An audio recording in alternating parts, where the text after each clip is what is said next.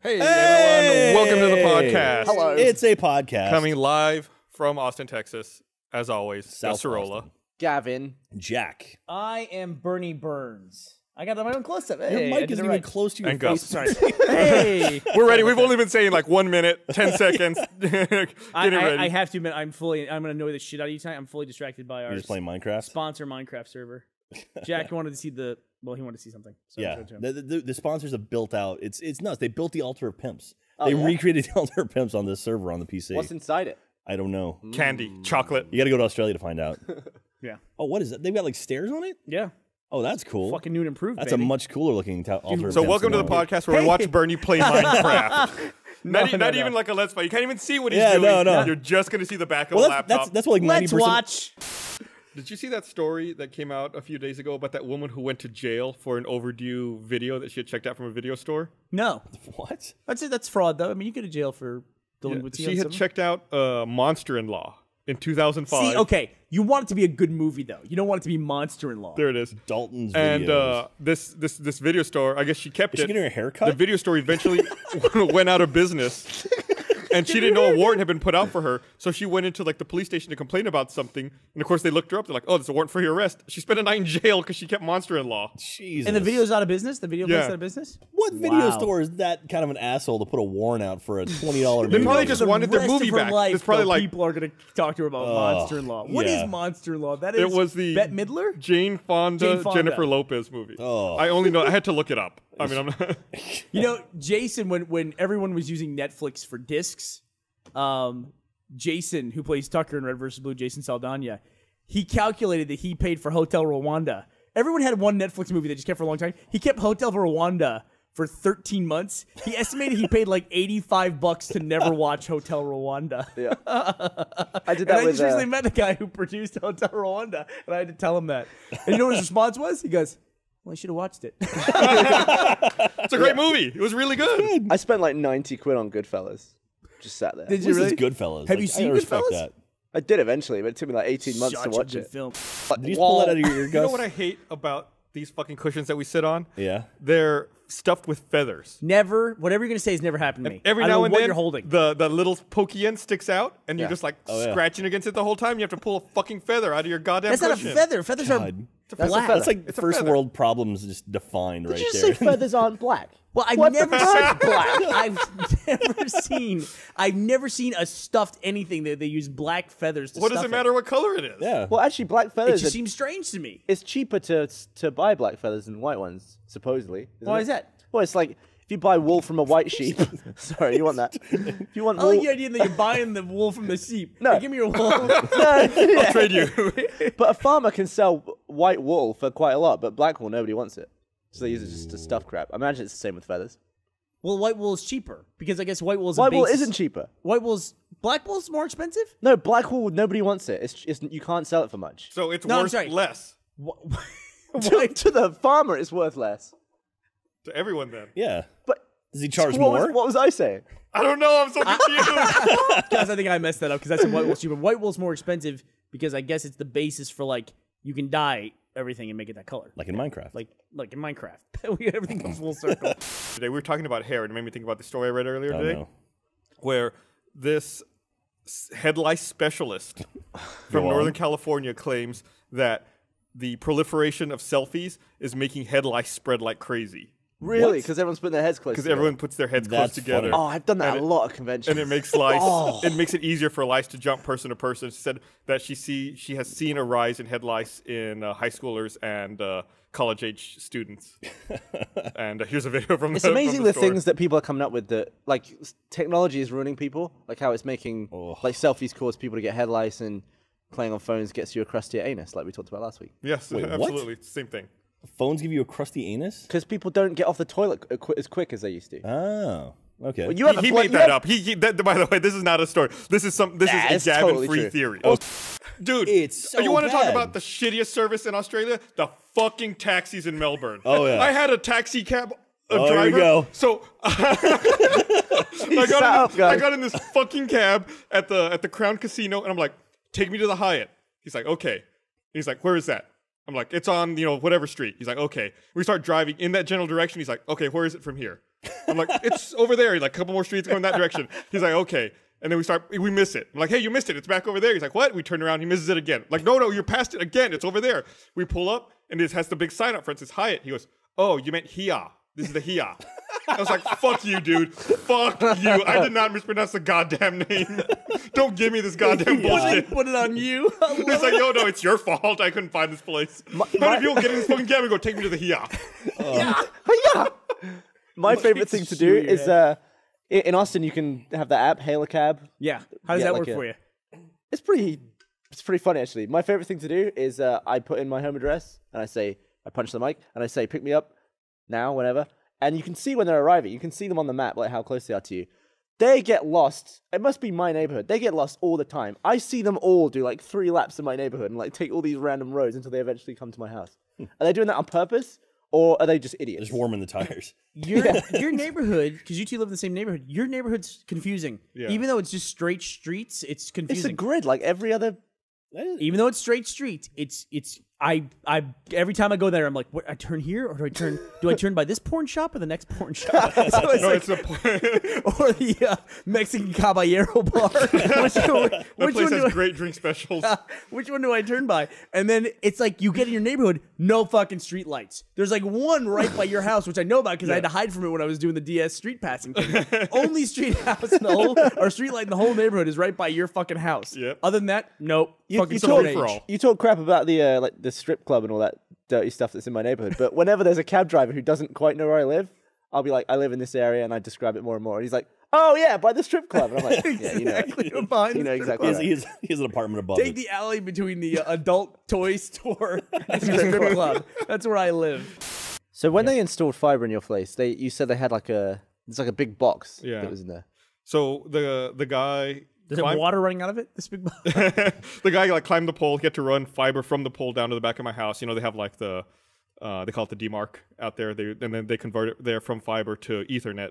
Then they run it alongside of the house and put it in your house. And then in my house, I needed a box. It's probably a little bigger than this iPad. So what point does it become Ethernet? At the demarc on the back of the house. Okay.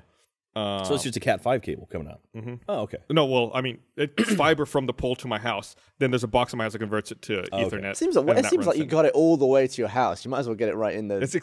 Fiber cable's expensive. Oh, okay. But then I told the guy as he was installing it, I told him, I've been checking every day.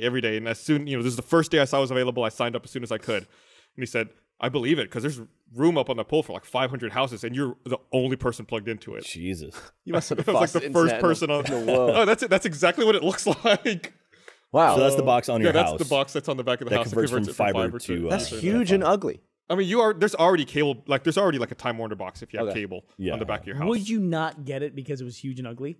Like, what would they have to put at your house for you to turn down? Like, if they had a big ceramic turd it could be that was like 8 feet diameter, it could be a flaming and they put it in front of your front door, and they were like, but it gives you really fast internet. It gives you a gigabit. Oh, I would totally do it. But I'm saying, no, in England, if you buy broadband, if you had previously dial-up, and then you say, I want broadband, they'll go, beep, boop, boop. All right, you have broadband now. Yeah, but it's all DSL in there. Yeah, it's just a phone. Right. This is not just running over a phone line. This is brand new wires and cables and everything. What would it have to be for you to turn it down? I'm curious. Like a flaming pentagram, like on your front door that ran cable into it. What if it was a giant picture of you naked that was on your front door? And you're like, this is just the way the antenna looks. And it has to look like you. I would definitely get that. That's how we get your internet. Otherwise, we could ship it to somebody else. And we had to be sure it's you. That'd be awesome. Yeah. Would I be on everyone else's house? But then you would also know who else in your neighborhood has really fast internet. You're like walking down the street like, hey, internet guy, what's up? How you doing? Enjoy gigabit. Thanks, man. I can jerk off 10 times faster thanks to you. What if it was like every new technology and it had to have a dude that ran it? Like a guy used to run the elevator in your office building. Like you had to walk outdoors and go, hey, Bill, I want to surf. And he's like, okay. And he pulls a big switch. And that guy's there 24 hours a day. And you have to talk to him every single time you want to use the internet. Awful. Hey, Bill, send in the porn. Here you go. All right, away, boss. I saw this really crazy lesbian 69. It was in HD. Get it down for me. Really specific stuff. He was your gateway to Google. You dictate your search to this guy who then searches it and brings you back web pages. It's amazing what I would probably put up with for like them to do to my house for me to get really fast internet. I imagine you saying to that guy, "Hey, look up a Jewish door thing for me." Like you did last week. Exactly. I've never heard of her in my life. The Pornhub people are check it all out. over like She's really social funny. media and stuff. Like I always see them popping up on Reddit, like responding to questions. They I responded see to Ray. they responded retweeting to them all the Ray time. one time. So that's nuts. Here, on that note, let me read this. That's a weird turn that's taken place though too, where like porn is now so mainstream that people talk about it openly. Is that a bad thing? Well, I think well now it's more accessible. It's everyone admits to watching it except him. Yeah. Like, I don't think in Well, like the 80s or 90s, a guy would go, "Hey, I rented the best porn tape this weekend." It just wouldn't. I'm gonna tell all my friends about it. It's like the social share button on fucking porn sites. Post it to your Facebook wall. That's the best ever. You know that like in PornHub headquarters, when somebody clicks the share button, there must be like a red light. Everybody's like, and the guy at his desk, "I told you." Someone used it. You guys, seriously. All right. Please tell me that confirms like 3 times before it posts. Like seriously, this is going to all your friends. The website We cops. can, we can tell that your parents follow. follow you on Facebook. Are you sure? Sure. All right. I mean, whatever. so Listen, what percentage of times is that thing clicked by accident? It's got to be like 100%. Jeez. 100%. Yeah. It's like, "Are you sure you want to post it?" It's like, "Yeah, we just check your friends list. Yeah, your parents are your friends. You're positive." "Yes, I'm positive." "You're sure menstruation pregnant porn isn't even a thing?" You're posting this. You're positive you want to do Your it. sister just posted a photo of your nephew. You want this after that? Oh, are you positive? Here's where it's going to land in the timeline, right between this guy, Here is a preview. Grandma's 89th birthday. right above "Goodbye, Grandma." Jesus. God. Gus, you were saying? Well, I'm not saying it now. Today's podcast. that took a turn. All right, well, Done. I'll get us back on a more normal pathways. Harold Ramis died. Oh, Harold Ramis died. That actually hit me a lot harder than I thought it was going to hit me. I was surprised to find out that Harold Ramis was 69 years old. Yeah, he was a lot older than I thought he was. That must have made him 40 about when he was in Ghostbusters. He was right? Egon Yeah. in Ghostbusters. Yeah, he's Egon. He's Listen to what this guy did. He was Egon Spengler in Ghostbusters, but he wrote Ghostbusters. Stripes. He wrote Stripes. He wrote Caddyshack. Caddyshack. He wrote Groundhog Day. Animal House. Animal House. I mean, this guy, Harold Ramis, he's a very accomplished guy, very funny guy. And he's from, I mean, I didn't know the guy personally, but everything I've just seen in interviews, the guy just seemed like one of the nicest people on the What did planet. he die of? He had some weird blood disease. Yeah, some autoimmune blood disease. It was Yeah. an inflammation of his blood vessels, is what it read. And at one point, he had to learn to relearn how to walk, and he'd been suffering with this. And I hadn't heard about it. Yeah, but it was really sad because I mean, growing up, I watched Stripes and Ghostbusters with my dad like constantly, and so like that's like one of the most important movies to me growing up. Like I've seen Ghostbusters probably 200 times, and so like something like that hit. 200 it's like, times? Yeah, like that. Something like that hitting. It's like, man, he was a really important person in my life, and when like he kind of shaped him as Egon Spengler kind of shaped the nerd hero sort of archetype that has now existed in movies ever since then. And sort of like he was the nerdy one. Like it was, Venkman was the cool guy, kind of the suave guy, but he was the nerd. But like the older I've gotten, the more I kind of relate to that character than I do kind of, Ray or anybody else. And so it was like really sad when that happened. Like it was funny. We were recording a Let's Play when it happened. And it was like legitimate sadness. And it's like, that's unfortunate. And then immediately we're thinking, did we say anything about him recently? You didn't Tom Clancy him? Yeah, because we also killed Tom Clancy by accident. But but like seriously though, like he was an amazing man, and like all of his movies, all of his work is just incredible.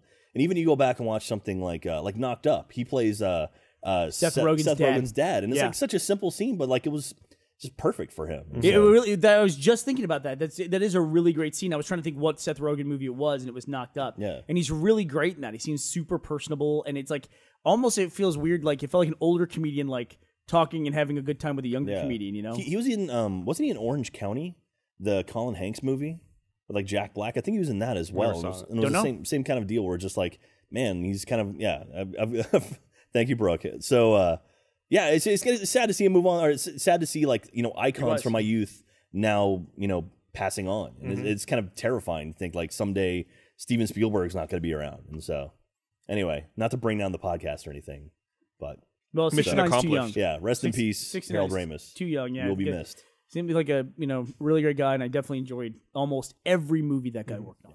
Bye. Deep inside You're getting me. his flag, dumbass.